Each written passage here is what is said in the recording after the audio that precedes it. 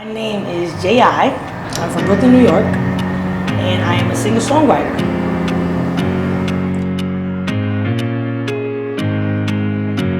Growing up was really rough.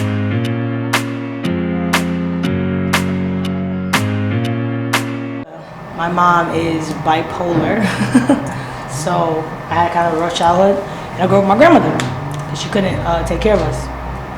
So it's three of us. My mom had three kids, me, my little sister, and my little brother, and I was the first one to kind of leave, which is a little complicated because then you kind of leave your siblings behind in the situation, so there was like guilt at a young age from that.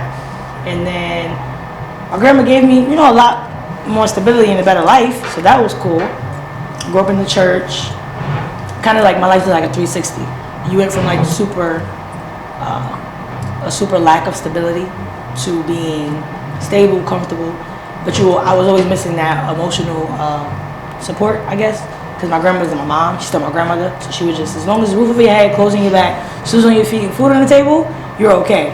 But like me crying in the bathroom and crying in school, no one really cared about that part. It was just like, go to church, pray on it, God got you. And I should have been in like therapy or something. So growing up was a little crazy, but yeah, I'm grateful for it. That's life.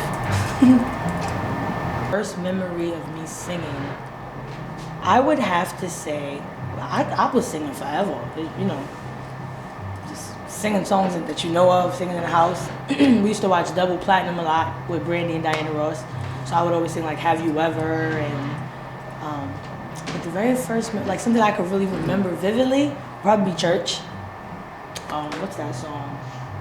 The sun will shine after a while. That song.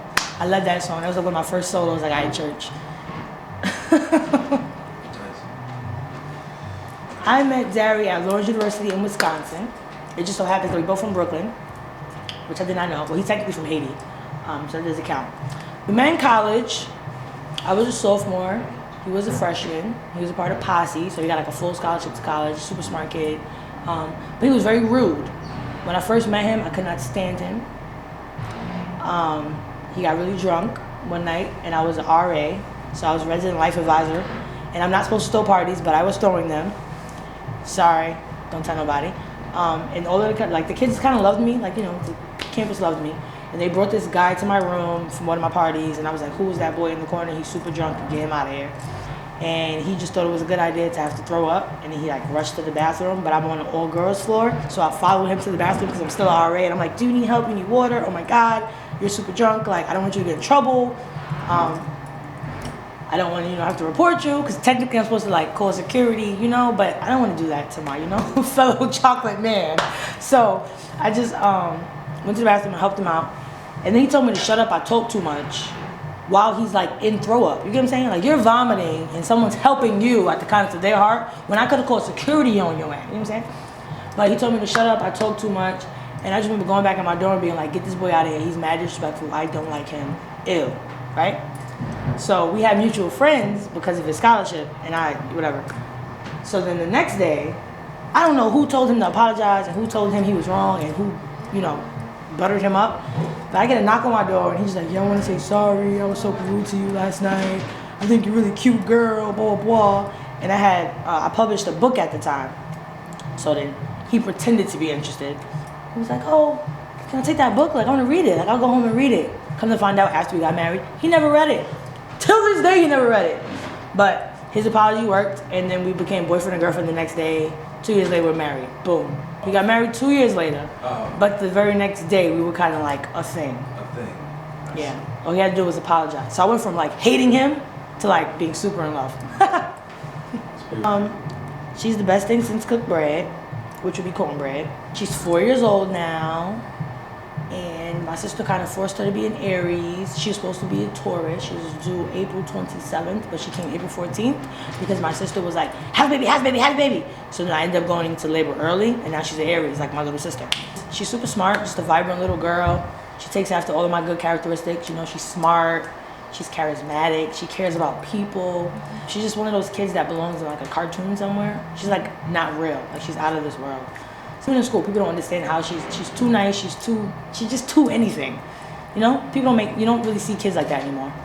She doesn't like anything bad. She believes she's a unicorn baby. Boop. She's perfect. I love her. What I enjoy most about being a music artist, it's actually a tie between performing and writing, just about. I love how because my biggest thing is like songwriting, so I love how when I write on paper, I like how it translates into people's ears. Like I just love the fact that I wrote something and I could write a record about this wall that I'm staring at that you guys can't see. But I'm, writing about the wall and how it makes me feel. You could interpret that however you want, but it makes you feel something. Like I think that's like the best thing about music in general, which is how it transcends anywhere. And like, as long as you feel for what I'm saying, best thing since cooked bread. And when I perform, they kind of go hand in hand because like I write most of my music. So what I write, people are just kind of like singing to, vibing. Sometimes people cry. That's like the best thing ever. If I make you cry, oh, you my cousin. We cousins after that.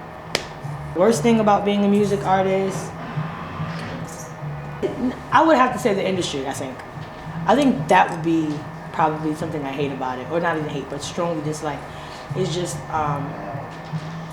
sometimes it's not always about music. And that's kind of sad. Because some people, like some of us really, really love music. And like music got me through like life. So how I feel about it, it's like I'm always, music is like my second relationship. Like I'm in love with it. And so when people try to kind of taint that from me, it's like really sad. So I just wish that we could kind of stray away from like the crap. Music really make you feel something, like give me a story. Like, I don't know. That's me. Yeah. I think I would give, if in a perfect world, in a unicorn world, I would give everybody a shot. And I would let the people decide. I think that would allow independent artists to be a lot more successful. I've heard some great music from people that none of you know. And they are, in my opinion, better than what we hear on the radio. What we hear when we pay $100 to go on a ticket and see someone at a tour. Their music is so better to me. But I think that those people deserve a shot. I just think that we need to make room for the independents. I think that their grind is real. Our grind is real. And I think that there's a lot of good stuff out there. And there's room for everybody, I just wish I wish that there were people, there's less competition because there's room for everybody. There's a bag for everybody. I just think people stop doing that. We will have more collabs, more, That's what we need. More love in the music industry. More love. We need some peace. Less beef, more love. Less hate, more love.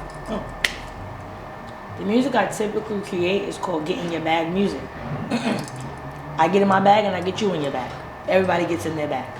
Even when I'm turned up, I'm still in my bag. So that's literally what I call it. I call music get in your bag music.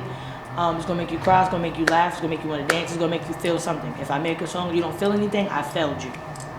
I sound like get in your bag music. I don't know, I'm R&B, I'm soul, I'm neo soul, I'm 90s, I'm gospel.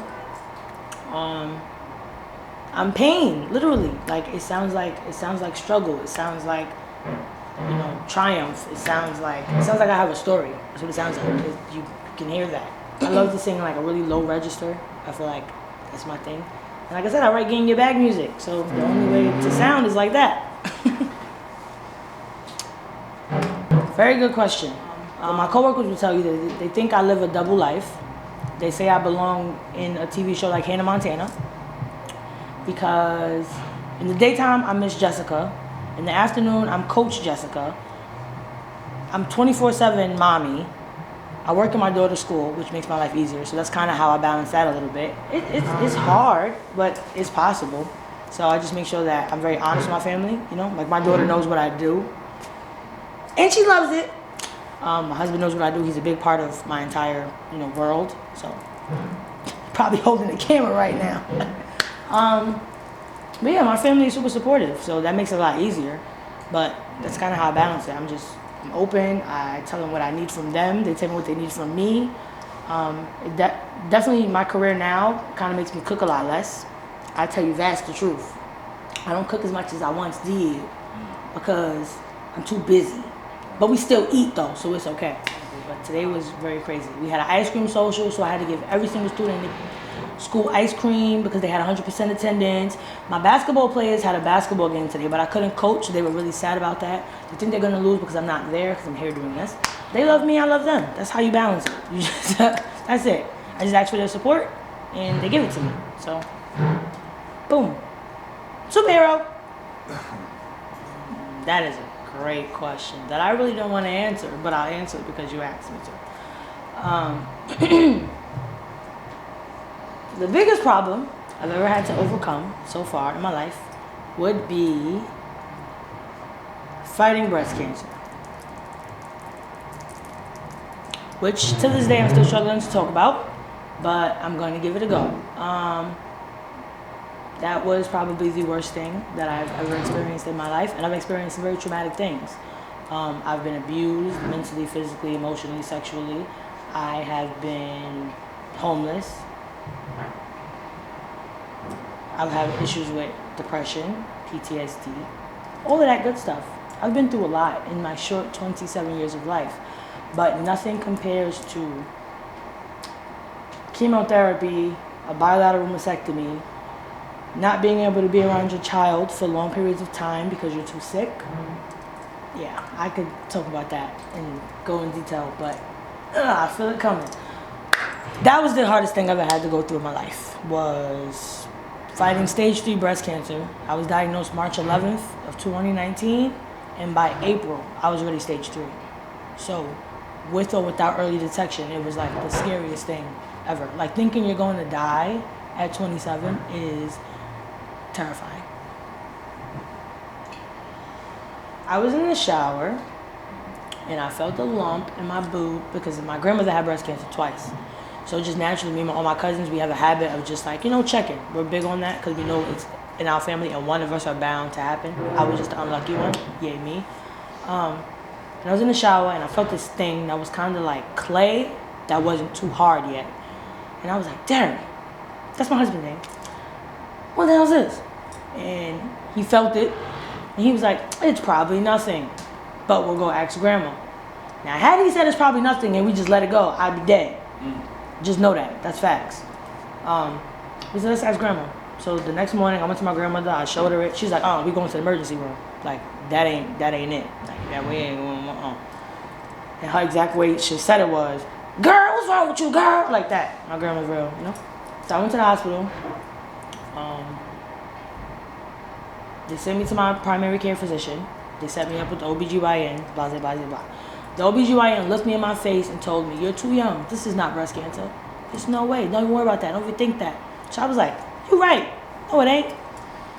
And then they sent me for what was first? Mammogram, just to check. I went to the mammogram, which was very uncomfortable. Then they made me stay in this room until the doctor who analyzes the images tells you what's the next step. So then they said, sorry, you can't go home yet. We need you to do a sonogram. So then in my head, I'm like, why? Because in my head, I got cysts. What's it say? Cystic fibroid, myalgia. They gave me everything that could possibly be except for cancer. So I'm like, no, it's no way, not me. But you're in this room, and it's like all white walls, and it's really scary. And then they told me, I did my sonogram, and I'm trying to look at the screen while they're doing the sonogram, and it's weird, because you don't know what any of these images look like. So, did the sonogram, and then they said, oh no, you can go home now, we'll call you in a week and tell you what your results are. So me and Dara decided to go and get sushi, right? We went to get sushi. We're at the restaurant, and I'm in the middle of eating my gyoza, and my phone rang. Mind you, this is the same day.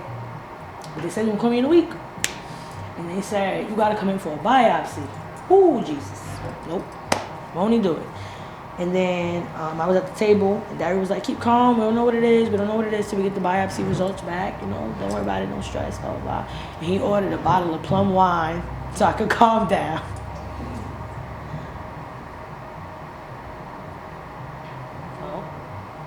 I got my biopsy scheduled for a Tuesday. I went back in.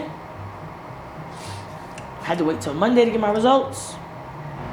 Biopsy, they had to call like 3 nurses in there because I don't like needles. Everybody knows me. So you would have thought that I was dying. I was in there crying, screaming, fighting. They called the lady to give me a neck massage. That was the sweetest thing. I love Mount Sinai. Shout out to Mount Sinai. They try to take care of you when you're going crazy. She gave me a neck massage. I still wasn't calm. They took the tissue out, tested it, boom. My doctor's appointment was that Monday, March 11th.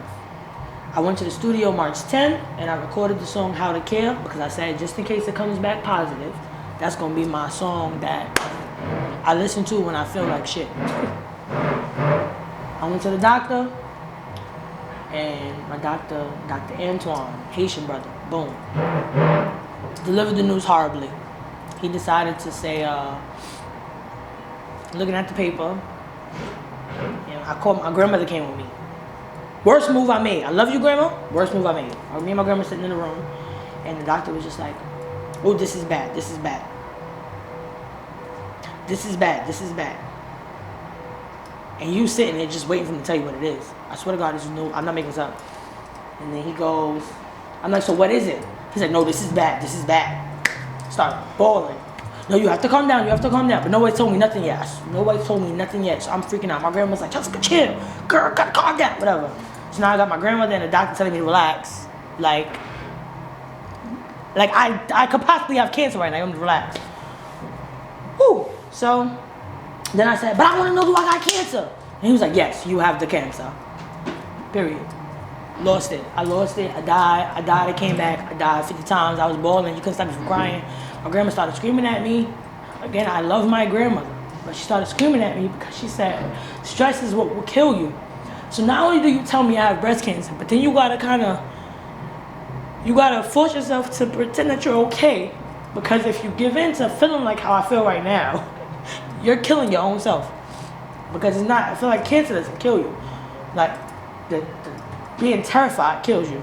When you think you're gonna die, that's what kills you. That's how I found out that I had breast cancer. And 3 weeks later, what was just breast cancer was stage 3 breast cancer. And it was time to fight. Boom.